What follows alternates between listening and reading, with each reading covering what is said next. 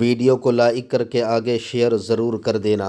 पूरी दुनिया बहुत कलील है। आप जरा गौर करें, पूरी जिंदगी सफर कर ले, मशरिक से मगरिब ना पहुंच पाए, और अल्लाह उसको कह रहा है कि ये दुनिया कलील है, यानी दुनिया छोटी है। तो खुदा के यहाँ छोटा इतना होता है जिसको हम इतनी बड़ी समझ रहे हैं। अल्लाह फरमा रहा है ये छोटी है दुनिया, कलील है, बहुत कलील है, बहुत कलील है, बहुत कलील है।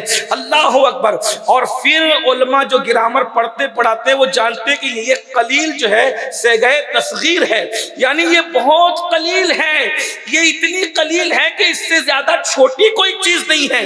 तो खुदा के जिसको छोटी कहे वो हमारी नजर में इतनी बड़ी है, लेकिन जब अखलाके मुस्तफा अल्लाह बयान करता है तो कहता है वो इन्नका लअला खुलुकिन अजीम। तो जिसका छोटा इतना बड़ा हो वो जिसको अजीम कहे वो कितना बड़ा होगा। मेरे इमाम कहते हैं तेरे खुल्क को हक ने अजीम कहा, तेरी खल्क को हक ने जमील किया, कोई तुस्सा हुआ है न होगा शहा, तेरे खालिक के हुस्न अदा की कसम। हुजूर के अखलाक में से मुझे एक हुजूर के अखलाक की याद आई। अल्लाह के रसूल से पूछा गया या रसूल अल्लाह, अखलाक की बहुत लंबी चौड़ी तारीफ है, अगर एक जुमले में अखलाक समेट सकते हैं तो क्या कहेंगे? तो हुजूर फरमाते हैं सारे अखलाक अगर सिमट आए तो 3 जुमले बनते हैं। यानी अगर किसी को अखलाकमंद चेक करना हो कि कौन कितना अखलाक वाला है, आज लोग क्या समझते पता है, मुस्कुरा कर मिलो तो हम अखलाक वाले। भाई ये तो एयर होस्टेस भी मुस्कुराते हैं ना, लेकिन उनके मुस्कुराहटों में कितनी बनावट होती है।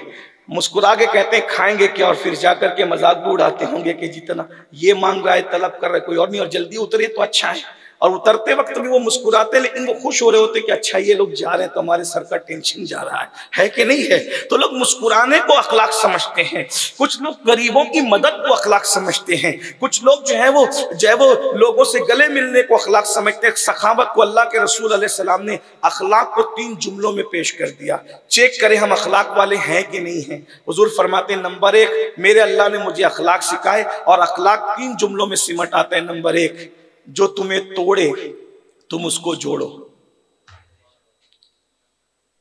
मैं समझता हूं कि आज अवाम तो अवाम है, नाम निहाद अहले मजहब के अंदर भी ये चीज नहीं रह गई। आज हम तोड़ ही तोड़ रहे हैं। अल्लाह के रसूल फरमाते हैं जो तुम्हें तोड़े तुम उसे जोड़ो, ये अखलाक है। फिर फरमाया जो तुमसे दूर भागे तुम उसके करीब चले जाओ, ये अखलाक है। अल्लाह के रसूल अलैहि सलाम फरमाते हैं जो तुम्हें महरूम करे तुम उसको अता कर दो, ये अखलाक है। अब बताइए ये अखलाक हमारे पास है क्या? मुस्कुराने वाली बातें तो हमारे पास बहुत है भाइयों, हमारे तो हाथ मिलते हैं लेकिन सीने में हसद की आग जल रही होती है।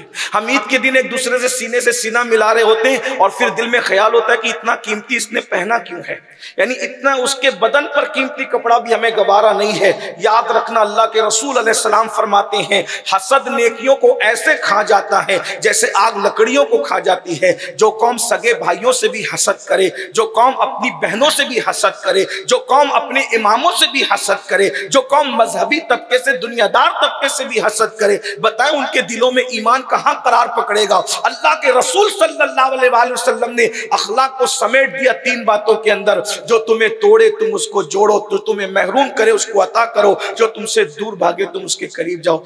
आसान नहीं है ये, इसलिए कि जो हमारी जूतियां उठाए हम उसकी जूतियां उठाते हैं तो बराबरी हो गई। जो पत्थर मारे ना उसको दुआएं दो, ये ज़र्फ किसके पास है।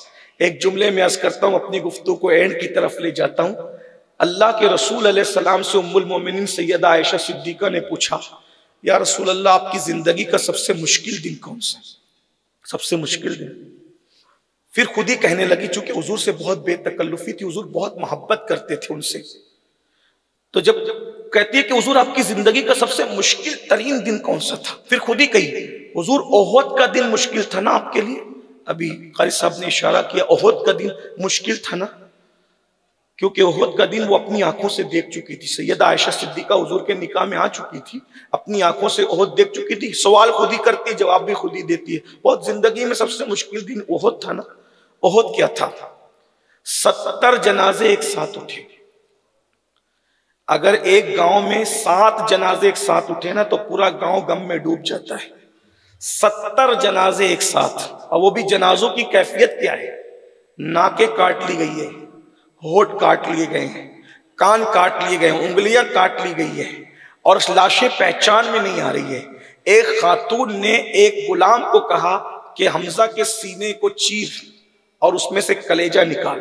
मैंने मिन्नत मानी है कि मैं हमजा का कलेजा कच्चा चबाऊंगी, क्योंकि इसने मेरे बाप को भी कत्ल किया, मेरे भाई को भी कत्ल किया, मैं बदला लूंगी।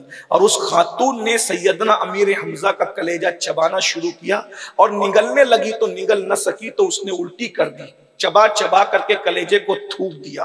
अल्लाह के रसूल अलैहि सलाम अपनी पूरी ज़ाहिरी हयात में सबसे ज्यादा किसी सदमे पे रोए हैं तो वो हजरत अमीर हमजा की शहादत है। आका फरमाते हैं, अगर मुझे मेरी फूफियों का ख्याल ना होता तो मैं हमजा का लाशा ऐसे ही पड़ा रहने देता, जिसको दरिंदे खा जाते ताकि उसके दर्जात और बुलंद होते। क्योंकि शहीद की शहादत जितनी दर्दनाक होती है उसको अल्लाह उतना ही अजर अता करता है, उसके दर्जात उतने ही बुलंद करता है। और उसके बाद आपको ये बात भी बता दूं